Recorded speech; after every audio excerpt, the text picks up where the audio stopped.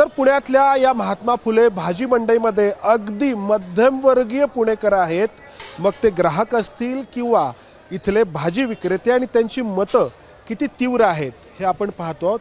काका, कुठून आलात भाजी घ्यायला? इथं मी आंबेगावरून आलो. हा. भोगीची भाजी असेल. हो, भोगीची भाजी घेतो आम्ही.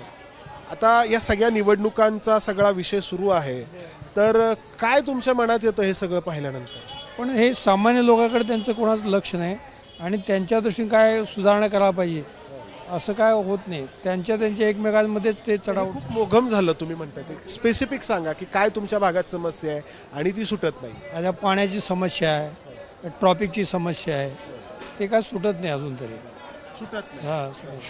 मग आता ह्या निवडणुकीमध्ये इतकी सगळी आश्वासनं दिली जात आहेत, दावे केले जात आहेत, त्याच्याकडून तुम्हाला कितपत अपेक्षा आहे? अपेक्षा काय, प्रत्येक पक्ष म्हणते की आम्ही करू म्हणतात. आता पक्ष म्हणून काय परिस्थिती आहे ते सांगा. पक्ष म्हणून तुम्ही हसलात. पक्ष म्हणून बाजार झालाय, बाकी काहीच नाही. बाजार झालाय. पूर्ण बाजार आहे, बाकी त्यात अर्थ काही राहिलेला नाहीये. कोणालाच कोणाच्या प्रश्न हा, आम्ही आता जिथे उभे आहोत मुळात लोकप्रतिनिधींनाच प्रश्नांची जाण आहे का नाही हा मोठा प्रश्न आहे. सामान्य नागरिक तर भरडला जातोय, त्यात काहीच शंका नाही. त्याचं रोजचं जीवन आहे, त्याला जगलंच पाहिजे. त्याला शिवाजी रोडने गेलंच पाहिजे, कारण त्याला त्याशिवाय मंडई दिसणार नाहीये. पण शिवाजी रोडच्या आजच्या ट्रॅफिकला तुम्ही जर गेलात तर तुम्ही गाडी टाकून द्याल आणि पायी पळत जाल, अशी परिस्थिती आहे. आणि ही रोजची परिस्थिती आहे तिथल्या राहणाऱ्या लोकांची. आणि इतकी वाईट परिस्थिती आहे. आणि बाकी सगळ्यापेक्षा लोकांच्या हितापेक्षा धार्मिकतेला आणि याला जास्त महत्त्व प्राप्त झाले. कोणामुळं कशामुळं झाले ते तुम्ही जाणता, आम्हालाही माहिती आहे. पण जे धर्माचा उपयोग राजकारणात करतात त्यांचं म्हणणं आहे की आपल्या धर्मासाठी का नाही आपण बघा, धर्मासाठी सगळ्यांनी करावं, पण त्याला कुठेतरी चौकट असावी. धर्माची चौकट असावी. उगाच धर्म करून लोकांना वेटीस धरू नये. वेटीस धरलं जातं, प्रश्नच नाही ना. तुम्ही पण गंध लावलेला आहे. आपण मग मी माझ्या घरापुरतं चौकटीत आहे, मी बाहेर कुठं काही केलेलं नाहीये. हा, मी प्रत्येक देवळात जाऊन गंध लावून दिवसभर फिरत नाही. मी माझ्या घरापासून फक्त मर्यादित. हा, ते काय करायचं ते करू दे त्यांना. पण आमचे जे काही प्रश्न आहेत ते कोणीच सोडवणार नाही आणि सुटणार नाहीयेत. कुठला प्रश्न? देशमुख. ताई, हा बोला ना. बोला. ऍक्च्युअल कसं आहे की आता जस्ट बघितलं मी, काल परवाचीच गोष्ट. मी गाडीवरून जात होते आणि इकडं राजकीय लोक मतं मागायला आलेली होती. प्रत्येक सोसायट्यामध्ये औक्षण होत होतं, त्यांच्या मागे भला मोठा जत्रा होता.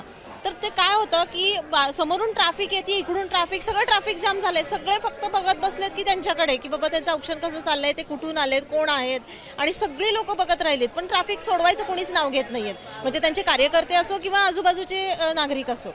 मग हे जे आहे, तर मग हे इथूनच सुरुवात होती की बाबा असं का, की म्हणजे त्या लोकांचं आत्ताच जर तुम्ही असं होतं की तुम्ही म्हणजे गर्दी करताय आणि त्याच्यामधून सोडवणूक त्रासाला आत्तापासूनच म्हणजे नजरअंदाज केलं जातं. सेम तेच तर होत आहे. सांगू का तुम्हाला, हे धर्माचं राजकारण जे आहे ना, ही राजकीय लोकच खेळतात. कार्यकर्ते फक्त एकमेकात भांडतात आणि हे सगळे संध्याकाळी एकत्र बसतात आणि जेवतात. सोयीचं राजकारण आहे. सोयीचं राजकारण म्हणजे की आम्हाला कळतच नाही कोण कुणाविरुद्ध, कोण कुणाबरोबर चाललंय, आणि सगळे नंतर एकत्र होणार आहे सत्तेसाठी. हे आम्हाला माहिती आहे. सत्तेसाठी सगळे एकत्र होणार आहेत. आता एकमेकांना शिव्या घालणार आहेत. पुण्यामध्ये भाजप आणि राष्ट्रवादी एकमेकांच्या विरोधात लढतायत. राज्य सरकारमध्ये अजित पवार त्यांना शिव्या घालते आणि हे त्यांनाच मांडीवर बसतायत. कालच्या आता त्या दादरच्या आपल्या मुंबईच्या सभेमध्ये अडाणीला शिव्या घातल्या आणि अडाणीला घेऊन तुम्ही बारामती बसमध्ये बसला होता. मग कसं काय म्हणायचं, ह्याला काय म्हणायचं? कुठलेही मुद्दे घेऊन लोकांच्या भावना भडकवायच्या. मराठी अरे सगळेच मराठी आहेत. महाराष्ट्रात राहणारे सगळे मराठी आहेत आणि ते जन्मापासून धर्माचे, भाषेचे असायला हवेत. नाही, थँक्यू. मुद्दे लोकांचे असायला हवेत, धर्माचे असायला हवेत, भाषेचे. आणि आमच्याबद्दल आमचं काय, सामान्य माणसासाठी काय करताय तुम्ही? लोकांचे जे प्रश्न आहेत ते बाजूलाच राहत आहेत. शहराचे प्रश्न नुसते लिहून देतात. कचरा, रस्ते नाहीये, आम्हाला चालायला जागा नाहीये. फुकट मेट्रो प्रवास जाहीर केलाय ना. एक तर तुम्हाला लाडकी बहिणीचे पैसे देताना नाकी नऊ येत आहेत आणि हे पैसे कुठनं आणणार? आणि यांना काय होतं करायला? हो, पैसे कुठनं आणणार? त्याचं सांगतात का कधी कोणी? जमा सांगतात का? खर्च सगळे सांगतायत. जमा आणणार कुठनं पैसे? कोणी सांगत नाहीयेत. कॉमर्स मध्ये होतं का? येस. मी वाडियाचा विद्यार्थी आहे. नेस वाडिया. अच्छा. हे आश्वासन द्यायला सगळे आहेत, पण खरोखर हे प्रॅक्टिकली शक्य आहे का हो मेट्रो फुकट? हा शक्य आहे का? तुम्ही तरी सांगा, शक्य आहे का हो हे? आज एवढं मोठं ते एक्झिक्युटिव्ह सगळे प्लॅटफॉर्म आणि सगळी ती हे आहे, त्याला मेंटेनन्सला ह्याला पैसे कुठून आणणार? इथं लोकांच्या रोजच्या खड्डा कधी बुजवायला पैसे नाही त्यांच्याकडे. बरं, यांच्याकडे कोणाकडे नियोजन आमच्या नाही. डोक्याच्या अक्षरशः मंडई झालेली हे एकंदरीत बघून सगळं. आम्ही मंडईत उभे तर आमचीच मंडई झाली आहे. डोक्याची मंडई झाली. उद्या पाणीवाले येऊन खोदतायत अशी जे परिस्थिती आहे. सत्तेत पण असलेली लोक विरोधात पण लढतायत. बरं, आता ही निवडणूक झाली 16 तारखेला की पुढे काय होईल? पुढे काय नाही, पुढे एकत्रच असतील ते. ते सगळे एकत्र असणार. हे सगळे स्वार्थासाठी चाललेलं काम आहे. मला जरा इथल्या व्यापाऱ्यांशी बोलू द्या. हे झालं ग्राहकांशी. बरं, ठीक आहे. अच्छा, आलो काकूंना बोलायचं. आलो. माझ्या दृष्टीने ताज्या भाज्या आहेत तुमच्याकडे इथे हा सगळ्या. हा ग्राहकांची पण गर्दी आहे, पण थोडस जरा तुम्हाला बोलायचं. हा बोला. काय एकंदरीत बघताय ना तुमची हे निवडणूकचं वातावरण एकदम बेकार आहे. हे पैशाचा खेळ आहे हा. हे पैसे देऊन विकत घेतात हे, आणि पैसे देऊन हे लोकांना बहिणींना देतात ते मध विक्रेत्याकडनं घेतात, त्यांचा फायदा आहे. मध विक्रेत्याकडनं आपल्याकडनं घेतात 5,000 आणि बहिणी देतात 1,500 3,500 रुपये, त्यांचा फायदा आहे एका व्यक्ती पाठीमागं. पण हे धंदा खोटा आहे यांचा, आणि हे काँग्रेस सरकारशिवाय पर्याय नाही आहे. हे सगळे चोर लोक आहेत. यांनी 10 पिढ्या बसल एवढा पैसा कमवलेला आहे. ह्यात गरीब जनता मरती आहे.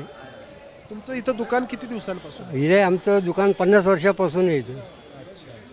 तुम्ही लाडक्या बहिणी योजनेवरती बोलताय. हा 1,500 रुपये देऊन मत विकत घेतलं हा असं तुमचं पण 3,500 रुपये त्यांचा फायदा आहे. एक मध विक्रेत्याकडनं एका व्यक्तीकडनं 5,000 रुपये घेतात, 1,500 रुपये बहिणीला देतात, 3,500 रुपये ते खातात. अच्छा. हे लोकांच्या लक्षात येत नाही. मध विक्रेत्याकडनं प्रत्येक क्वार्टर मागं त्यांनी 60 रुपये वाढवले. एका व्यक्ती मागं 200 रुपये घेतात, महिन्यात 6,000, 1,500 रुपये ते बहिणीला देतात, 3,500 रुपये, 4,500 रुपये त्यांचा फायदा आहे. पण हे मांडलंय, पण ते मला याबद्दल माहित नाहीये. पण त्यांचं एकंदरीत म्हणणं आहे की फुकटच्या योजना जाहीर करून मतं विकत घेतली. हा हे पब्लिकचा पैसा आहे. पब्लिकचा पैसा आहे. निवडणुकीमध्ये एवढा पैसा कुठं आला? Corruption only. अच्छा. ऑफिसकडे करप्शन, मताचं करप्शन. You are corrupting.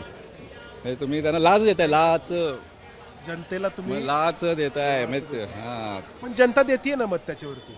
माहित नाही देते का नाही देते. दिलं ना, आपण बघितलं ना निवडणुकीचं असं, निकाल. हा, मग ते- आणि सगळेच मान्य करतायत. सत्ताधारी म्हणतात पण की हो आम्हाला त्या लाडक्या बहिणी योजनेमुळेच मत मिळालं. जनतेचा भ्रमनिरास होईल लवकरच. हा 100%. तुम्ही बाहेरच्या देशांनी मध्येही फिरला असाल किंवा त्या ठिकाणची लोकशाही किंवा जी काही राजकीय व्यवस्था आहे ती पाहिली असेल.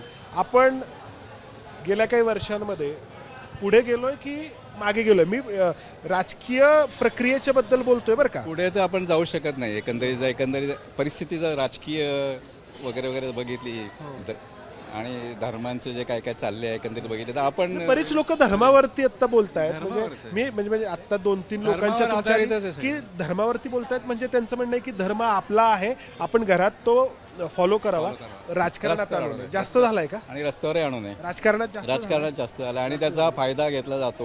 जातोय. आपलं नाव sir? Sanjay Sohoni. Sanjay Sohoni. Sohoni. Thank you. Thank you, sir. धन्यवाद धन्यवाद. तर काय इकडे कसे काय मंडईमध्ये? हा शाळेला चाललेलो इथं आलो मग. शाळेला चालू. हा शाळेला अच्छा. तिथे एक आजी बसलेले आहेत. त्यांची खरेदी झालेली आहे आणि काठी आहे. एक मिनिट. आजी नमस्कार. नमस्कार. काय नाव आपलं? सरोज काणे. सरोज काने. बरं. हां, मी ढाणूकरमध्ये कोथरूडला राहते. 40 वर्ष एकाच फ्लॅटमध्ये राहते. पण ही तिसरी निवडणूक आहे. आमच्या घरातल्या तिघांचीही नावं नाही आहेत. मग तुम्ही काय मयत म्हणून लिहिता का? बरं. आम्हाला लोकांनी सांगितलं 25 वर्षांनंतर नावं कट करतात. मान्य आहे मला. तुम्हाला कन्फर्म नाही करता येत? जे कोण उभे राहतात त्यांनी हे वर्षभर राबवायला पाहिजे की ज्यांची नावं नाहीत त्यांची निदान घालावी. एवढी तरी जबाबदारी पाळा ना. तुम्ही कधी चेक केली नावं? पण आत्ता काल परवाच्या दिवशी तुमचं मतदार यादीमध्ये नाव नाहीये? तिघांचे नाही आहेत आमच्या.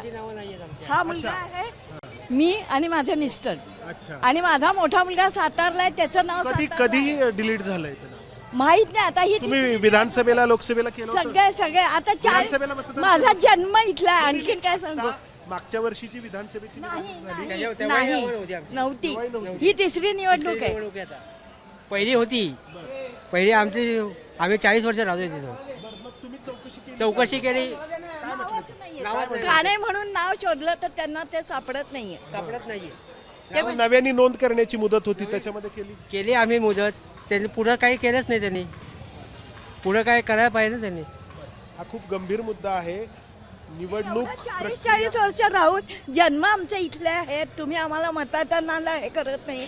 तुम्हाला नको आहेत का मत? मग नको असली तर तसं सांगा ना, ह्या मयात म्हणून आमची काही हे नाहीये. मतं तर राजकीय पक्षांना हवी असतात पण मग कशा आम्ही कसं ओळखायचं की यांना हवी आहेत मतं म्हणून? नुसतीच मतं मागायला येणार, बाकी काहीच करणार नावं नाही. अपेक्षाही करत नाही की तुम्ही आम्हाला काहीतरी द्या म्हणून. नुसती मतं घ्या ना आमच्याकडनं. मतांचा तर अधिकार आमचा राखू. आम्ही भारतीय मागणार परत मतदान हे आहे का कार्ड? तो नावच नाही तर मतदान कार्ड कसं घेणार आम्ही? पण हे फक्त तुमच्याच बाबतीत घडलंय की तुमच्या आजूबाजूला आमच्या जे आहे वर राजेश जाधव ना, राजेश जाधव म्हणून आहे, त्याचंही नाव नाहीये. आमच्या बिल्डिंग मध्ये दोघा तिघांची नाही आहेत नाव. बरं, आता हा खूप गंभीर मुद्दा आहे. मी जरा दुसरा आणखी विचारतो आजी, की ही जी काय आता निवडणूक सुरू आहे तर त्या निवडणुकीकडून तुम्हाला काय अपेक्षा आहेत? तुम्ही 40 वर्ष म्हटला की पुण्यात राहताय. पुढं गेलंय की जास्त समस्या? एक तर पुण्यात खूप लोक आलेली आहेत बाहेरची आणि गर्दी केलेली आहे पहिली गोष्ट. आणि आपण पण कधीतरी आलेलोच आहोत ना. काही आपण आधी आलोय. नाही आम्ही तिथे हसले ना. आमचे आई वडील सुद्धा पुण्यातले आहेत, त्यामुळे आम्ही सदाच्या भेटतले. ठीक आहे, पण बाकीचे तुमचे आई वडील थोडे आधी आले. आता यांचे तुम्ही कुठून आलाय? आम्ही इथलेच आहे, पुण्यातले. कधीपासून आहे? बऱ्यापैकी 40 म्हणजे आमची 3री-4थी पिढी. जाऊ द्या, पुण्यातले मूळचे पुणेकर कोण हा वाद नको आता इथं. पण एकूण या पिढी आहे जवळ आमची. निवडणुकीबद्दल काय वाटतं? निवडणूक काय आता आमचं इथं अपेक्षा आहे खरं तर. होत आहेत का काम? नाही होते. आता तुम्ही कोथरूडमध्ये राहताय, तिथल्या लोकप्रतिनिधींकडून काय कामांची अपेक्षा आहे तुम्हाला जी होत नाहीये? आता आमचं हे कार्ड आमचं हे झालंय, रेशन कार्ड, ते आम्हाला हे करायचंय. ते लोक म्हणतात त्यांच्याकडे एवढी थप्पी आहे, कोणाकडे जायचं आम्ही? आम्हाला चंद्रकांत दादांकडून ते हे काही त्यांची योजना वगैरे राबवली मग जाते. त्यांच्या इथे एवढी पाकिटांचा गठ्ठा आहे. अच्छा, त्यामुळे तुम्ही गेला होता का? मी जाऊन आलोय, पण ते नंतर काही हे नाही. मग कुठलं गेलो कामामुळे. बरं, आमचं आयुष्यमान कार्ड करायचं, आम्हाला कार्डावर अवलंबून आहे ना. हे पहा लोक हो, निवडणूक ज्वर म्हणून जो आपण पाहतो आहोत तो राजकीय पक्षांमध्ये आहे, त्या पक्षांच्या सभांमध्ये आहे आणि आमच्यासारख्या माध्यमांमध्ये देखील तो आहे. मात्र जे सामान्य नागरिक आहेत त्यांच्या आयुष्यामध्ये तो आहे का? त्यांच्या आयुष्यात आहेत त्या या समस्या. आणि हे जे काही निवडणुकीचं सगळं सुरू आहे त्यातून या समस्या मार्गी लागतील का याबद्दल हे सगळे लोक साशंक आहेत. फक्त पुणेकरांच्याच या प्रतिक्रिया आहेत असं नाही, इतर ठिकाणी आपण जर थोडासा अदमास घेतला तर अशाच प्रतिक्रिया आपल्याला मिळू शकतात. कॅमेरामन राजेश बिडकरसह मी इथेच थांबतो. धन्यवाद. एबीपी माझा, उघडा डोळे बघा नीट.